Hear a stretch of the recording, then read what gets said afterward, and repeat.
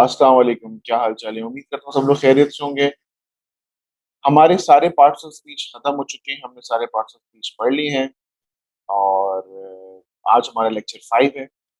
Total 8 parts of speech हमने पढ़े हैं एग्जांपल्स के साथ कि किस-किस तरह जुमले में इस्तेमाल होते हैं और इनके एग्जांपल्स क्या हैं। आज मैंने सोचा थोड़ा-सा आपको एक रिवीजन दे दूँ, फिर उसके बाद हम आज जो टॉपिक है हमारा, वो है most common words used in English language. वो कौन से अल्फाज हैं जो अंग्रेजी ज़बान में बहुत ज़्यादा इस्तेमाल होते हैं। जब भी आप अंग्रेज़ी बोलेंगे ये अल्फाज कहीं न कहीं उसमें फिट ज़रूर हो जाएँगे, ठीक है?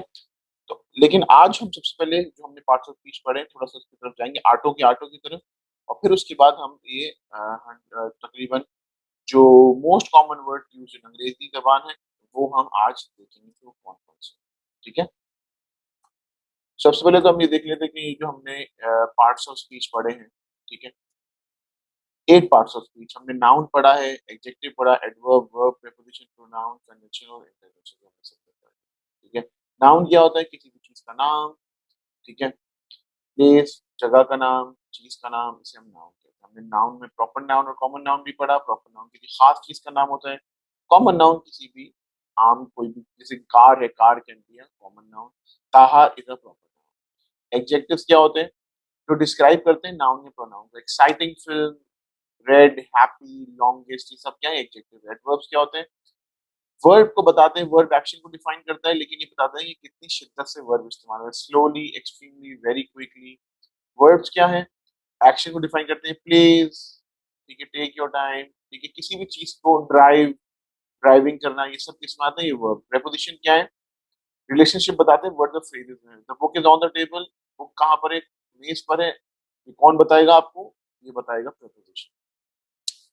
प्रोनाउन रिप्लेसिंग नाउन, नाउन के एक इस्तेमाल होते हैं। He, she, it, they. John give her a gift, ठीक है, उसका नाम की जगह आपने हर इस्तेमाल कर दिया।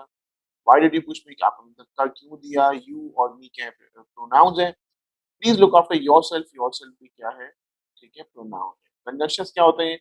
हमने लास्ट लेक्चर में पढ़े थे एंड, अनटिल, सो ये सब क्या है? जॉइन करते हैं दो जुमलों को, फ्रेजेस को, ठीक है। इंटरजेक्शंस क्या है? ये फीलिंग बताते हैं, इमोशन बताते हैं लिखने वाले के, जैसे वाओ, आउच, है वगैरह ये सब चीज़, ठीक है।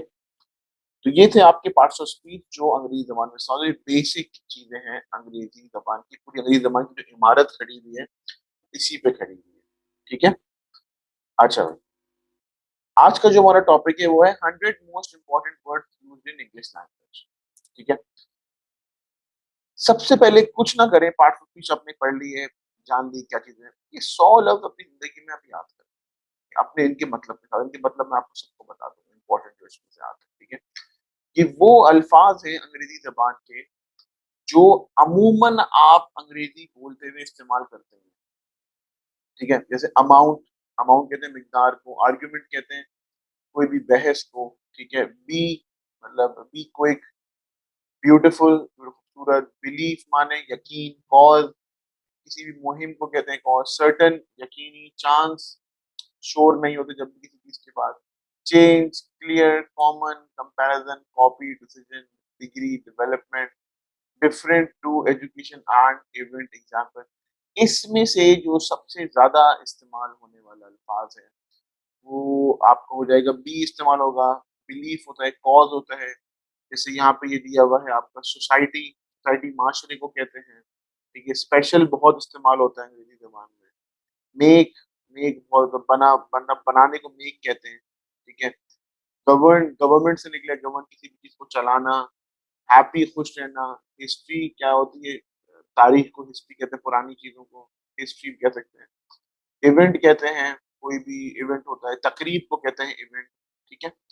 तो ये वो अल्फ़ाज़ हैं जो अंग्रेज़ी ज़बान में बहुत ज़्यादा आप बोलते हुए इस्तेमाल लॉ कहते हैं कानून को, ठीक है? सॉर्ट कहते हैं कि भई सॉर्ट कर लो अपनी चीज़ों को, एक ऑर्डर में कर लो, ठीक है? सही तरीके से चीज़ें कर लो, सॉर्ट कर लो, ठीक है? रीज़न कहते हैं वजह को, रिस्पेक्ट कहते हैं इज़्ज़त देने को, रिस्पॉन्सिबल कहते हैं आप ज़िम्मेदार हो या नहीं, राइट कहते हैं सही होना, राइट सीधे हाथ को भी कहते हैं राइट और राइट का मतलब ये भी होता है कि भई आपके राइट्स क्या हैं, हुकूक क्या हैं। सेम मतलब एक जैसा, से बोलना, साइंस आपको पता है क्या होती है, साइंस किसी भी चीज़ की वर्किंग को साइंस कहते हैं, ठीक है? फ्री तो मतलब हम सबको अब पता ही होगा, फ्री मुफ्त में, ठीक है। फिक्शन कहते हैं कोई भी चीज़ जो मतलब सच्ची ना हो, फिक्शन कहते हैं कोई भी ख़यालात में हुई हुई चीज़ को फिक्शन कहा जाता है। कंपैरिज़न कहते हैं किसी भी 2 चीज़ों को आपस में मिलाना, कंपेयर करना, ठीक है? तो ये वो अल्फ़ाज़ हैं जो अंग्रेज़ी ज़बान में बहुत ज़्यादा इस्तेमाल होते हैं, ठीक है? बताने का मकसद सिर्फ़ ये है, अभी आपको क्या करना है, आपको जुमले बनाने हैं। आपको जुमले बनाने हैं और उन जुमलों में इन अल्फ़ाज़ को इस्तेमाल करना है, ठीक है?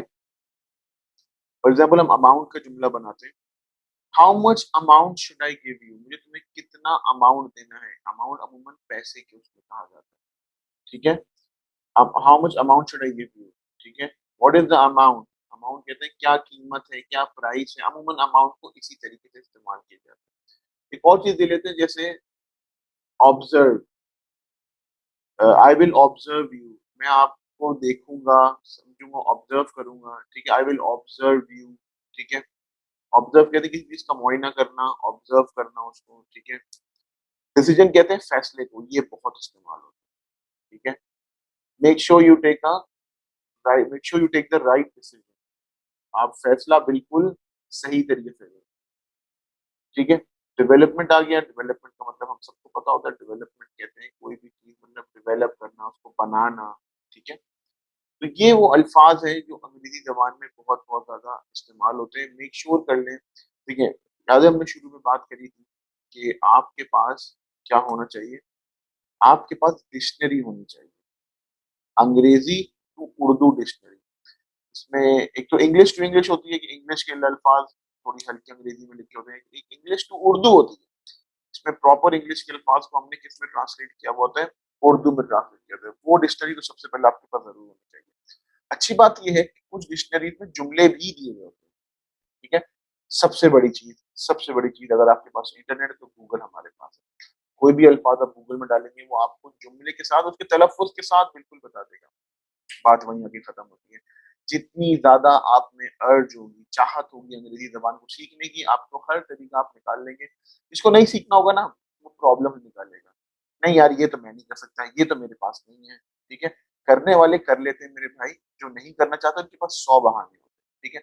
इसी तरीके से गूगल हमारे पास है, गूगल में हम कोई भी अल्फ़ाज़ टाइप करते हैं, वो हमें उसके जुमले के साथ उसका मतलब भी बता देता है, उर्दू में बताता है, जिस ज़बान में आप चाहें वो आपको बता देगा, ठीक है?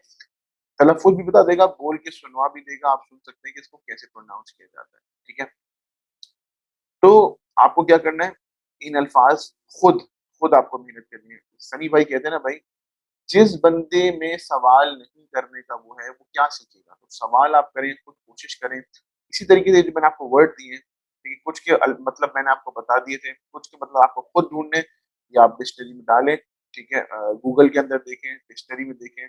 आपको ये सेंटेंस के साथ, मतलब के साथ इनके मतलब के साथ इनके मायने पता चल जाएँगे कि भई ये क्या है, इनके क्या मतलब होते हैं इन अल्फाज़ों के। तो ये वो अल्फाज़ थे जो अंग्रेज़ी ज़बान में बहुत-बहुत ज़्यादा इस्तेमाल हुए हैं, होते हैं और होते रहेंगे हमेशा से। देखो, अंग्रेज़ी ज़बान हर ज़बान की तरह चेंज होती है, ठीक है? जैसे कोलोकियल वर्ड्स होते हैं, ठीक है? जैसे वो इवॉल्व होते रहते हैं बहुत ज़्यादा, ठीक है? और भी कई अल्फाज़ ऐसे हैं जो पहले अंग्रेज़ी ज़बान में नहीं बोले जाते थे, लेकिन अब वो बोले जाते हैं, ठीक है? जैसे स्टफ़, स्टफ़ कहते हैं आप किसी भी चीज़ को कहते हैं, चीज़ को स्टफ़ कहते हैं। स्टफ़ आज से 200 साल पहले अल्फाज़ नहीं था, ठीक है? लेकिन अब वो अल्फाज़ आ गए, स्टफ़ कहते हैं जैसे फॉर एग्ज़ाम्पल, ठीक है?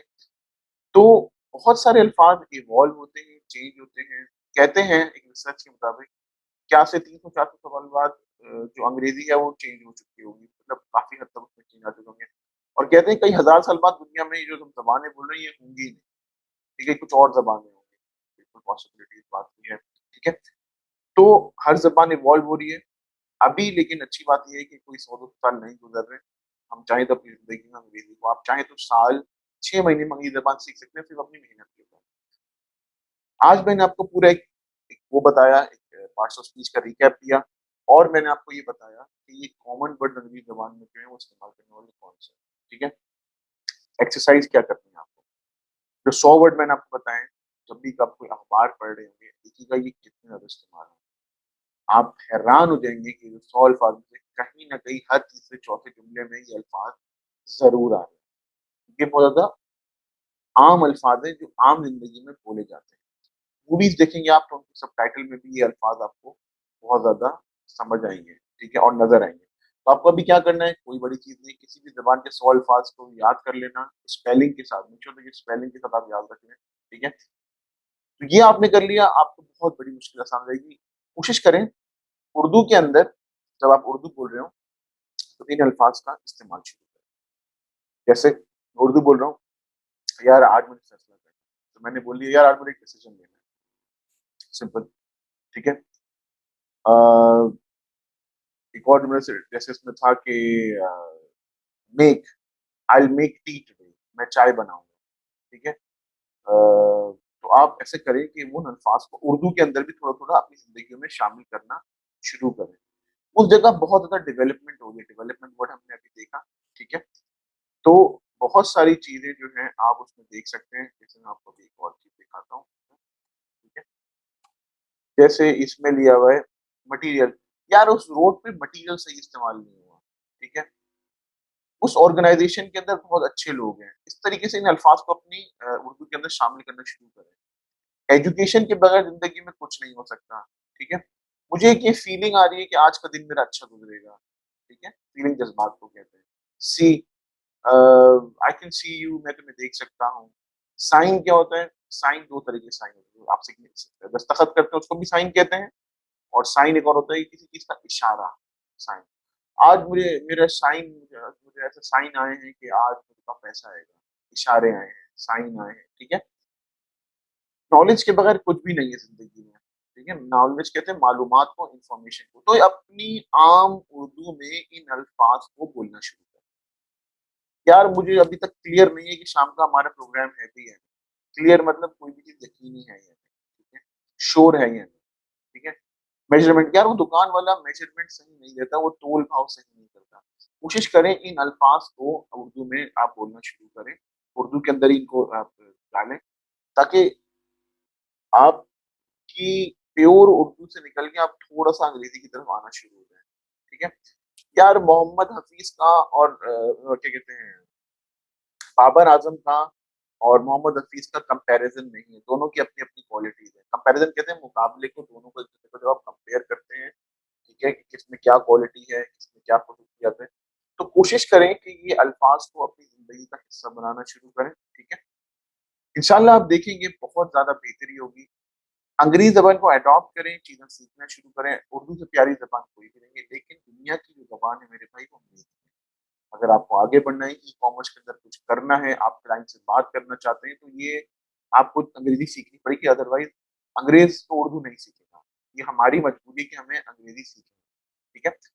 कोशिश करें इन अल्फाज़ को इस्तेमाल करना शुरू करें, इन अल्फाज़ को आइडेंटिफ़ाई करें कि जुमलों में किस-किस तरीके से इस्तेमाल हुए हैं। अखबार की मैंने जो आपको एक्सरसाइज़ बताई हुई है, इंशाअल्लाह आप देखिएगा कि आपकी अंग्रेज़ी में कितनी इम्प्रूवमेंट आई है। चंद एक्सरसाइज़ेज़ होती हैं जिससे बहुत बड़ा फ़र्क पड़ता है। छोटी एक्सरसाइज़ है लेकिन इम्पैक्ट उनका बहुत बड़ा है। तो इन अल्फाज़ को इस्तेमाल करें। मैंने ख़ास तौर पे ये 100 अल्फाज़ निकाले हैं, जो बहुत ज़्यादा इस्तेमाल होते हैं। कोशिश करें कि इनको अपनी आम ज़िंदगी का हिस्सा ज़रूर बनाएँ। बातचीत करते हुए दुकानदार से, घर वालों से, ठीक है? Sorry, thank you, no problem, no worries, ये सब तो हमें आते ही हैं। ये थोड़ा-सा एडवांस लेवल पे चले आएँ, इन अल्फाज़ को इस्तेमाल शुरू करें, घरवालों के साथ, दोस्तों के साथ, ख़ास तौर पे जब आप व्हाट्सएप पे चैटिंग कर रहे होते हैं, फेसबुक मैसेंजर पे बात कर रहे होते हैं, कोशिश करें कि इन अल्फाज़ को आप इस्तेमाल करना शुरू करें, ठीक है? उम्मीद करता हूँ ये लेक्चर आपको समझ आया होगा, पसंद आया होगा और इंशाअल्लाह ताला अगले लेक्चर में फिर दोबारा आपसे मुलाकात होगी। अपना बहुत ज़्यादा ख़्याल रखिएगा। अल्लाह हाफ़िज़।